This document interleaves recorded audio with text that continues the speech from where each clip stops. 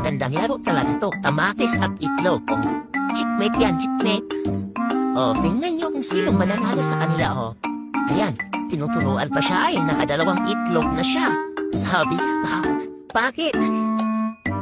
Sino kaya lugi sa kanila ay mahal naman ngayon ang kamatis. Oh, pareho lang sila ng presyo, itlog at kamatis.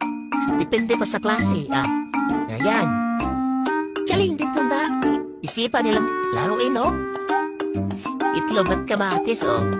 Oh. Ay. Saan siya? Oh. Ay, nakakain din siya. Nakadalawang kamatis. Ay, sus! Ay! Oh, pareho sila. Ay, sus yung isa. Tatlo. Dami din nagtuturo. Ay, doon daw siya. Ay, kakain. Oh. Oh, siya din daw. Oh, diba? Oh. Sino kayo pananalo dyan sa kanila? Oh. Ay, sus. Dalawa pa talaga. Oh, saan ka na? Oh, dyan na lang siya.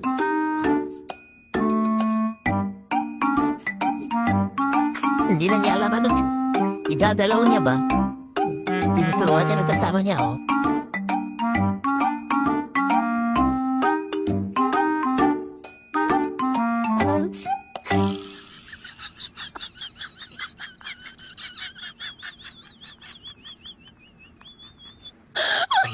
Marunong, oh. So, sa'yo wala na. Ay, nakupos na.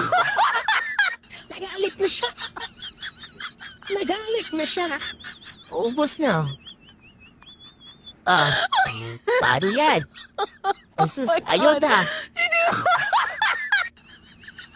Ginalaw na nagis. Wala siya.